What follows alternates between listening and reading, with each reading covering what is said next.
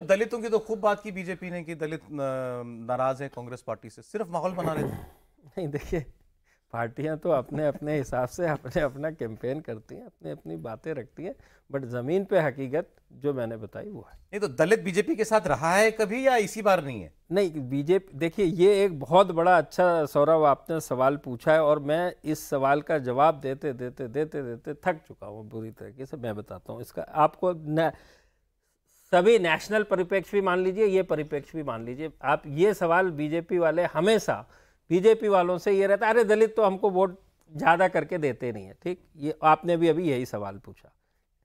क्या होता है कि यदि दलित 20% है मान लिया जाए किसी भी राज्य में, तो 30% यदि वो बीजेपी को दे रहे हैं और 60% कांग्रेस को दे रहे हैं और 10% दीगर पार्टी को दे रहे हैं, थोड़ी देर के लिए ऐसे मान लीजिए 2/3 1/3 हुआ।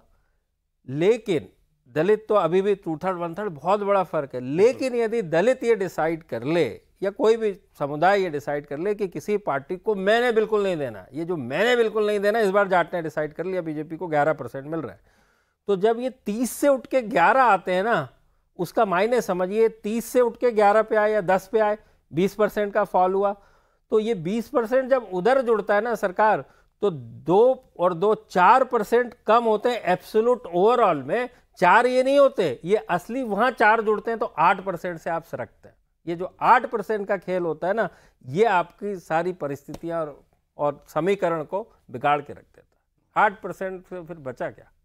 अब देखिए, आप अभी भी दलित ने उस हिसाब से बीजेपी को वोट नहीं किया, लेकिन कितना किया और कितना नहीं किया, इसमें बहुत बड़ा खेल है। हरियाणा सरकार कुछ फैसला भी ऐसा था ना सौरभ, रिजर्वेशन को लेकर दलितों के बीच जाटो गैर जाटो डिवाइड करने की कोशिश, वो उल्टा रिएक्ट किया। तो उसमें भी तो कुछ मिलना चाहिए था ना। नहीं, हम लोग उसमें बात कर रहे हैं। नुकसान ये हो गया कि जिसको आप अलग कर रहे थे जाटों को, उनके अंदर तो तीखा रिएक्शन 8-9% के आसपास में है, और जो दूसरा था उनके अंदर वो सेंटिमेंट जगा नहीं पाया। वैसा लीडर भी तो होना चाहिए ना जो उसको जगा दे, वो नहीं हो पाया। वो जैसे केंद्र के चुनाव में हुआ ना कि बिहार में आपके पास 2 दलित नेता थे, रामविलास पासवान के सुपुत्र चिराग पासवान और मांझी, जिन्होंने थोड़ा सा फोर्ट को होल्ड किया कि संविधान खतरे में नहीं है। उत्तर प्रदेश में ऐसा कोई दलित नेता नहीं था बीजेपी के पास जो लोगों को ये भरोसा दिलवा पाए। हरियाणा में भी कोई नहीं था। इस तरह से अगर आप देखें तो हरियाणा में क्या था, बीजेपी शैलजा पर बहुत ज्यादा डिपेंडेंट थी कि शैलजा बीजेपी शैलजा पर बहुत ज्यादा डिपेंडेंट। तो बीजेपी को ये लग रहा था कि शैलजा जी अगर थोड़ी, अच्छा शैलजा लगातार वो कर भी रही थी, हमसे बात नहीं होती हुड्डा की, हमसे वो बावरिया की बात नहीं हुई, दीपक की। तो इस तरह के जितने उनके कुछ यूट्यूबर्स, कुछ चैनल, सब जगह पर बातें हो रही थी। अब इसमें एक और पेच है, जैसे आप देखिए, एक चैनल के पत्रकार को विनेश फोगाट पहले इंटरव्यू देती हैं कि जब मैं डिस्क्वालीफाई हुई तो मुझे किसी ने फोन नहीं किया, खूब चला ये। उसी समूह के दूसरे पत्रकार को वो कहती हैं कि नहीं नहीं, फोन करने का प्रस्ताव मेरे पास आया था, ये 3 दिन बाद आया। तो ये 3 दिन बाद तो उनको बताया गया होगा ना, मुझे लगता है कि तुम ये बताना कि प्रधानमंत्री बात करना चाह रहे थे, लेकिन वो रिकॉर्ड करना चाह रहे थे।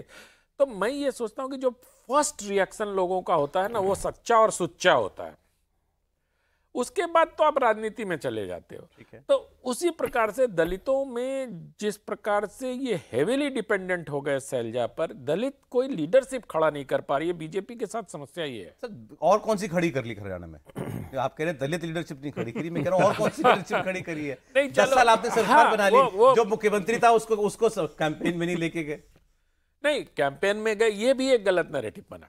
मुझे लगता है कि मनोहर लाल जी है ना, खट्टर हटा लिया उन्होंने। ये आपने सुना कि नहीं सुना? प्लीज प्लीज आप बताइए। मनोहर लाल खट्टर जी ने अपने नेम प्लेट में खट्टर नाम हटा दिया है, सिर्फ मनोहर लाल।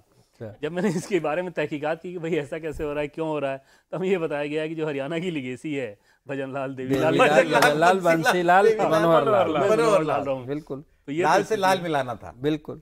बट उनसे सौरभ कोई भी मिलता है, देर हो गई, उनसे कोई भी मिलता है सौरभ, तो ये जरूर कहेगा कि सहज आदमी है, सिंपल है, अच्छे हैं, पॉलिटिकल नहीं है। हरियाणा से राज्य में तो जरूरत थी ना। देखो, सारे लाल तो बीजेपी के पास ही है एक तरीके से। जो लिगेसी की बात कर रहे हो आप, भजन लाल का परिवार बीजेपी के साथ है, मनोहर लाल जी स्वयं है, देवीलाल जी का परिवार भी, बंसीलाल जी का परिवार भी उन्हीं के साथ है।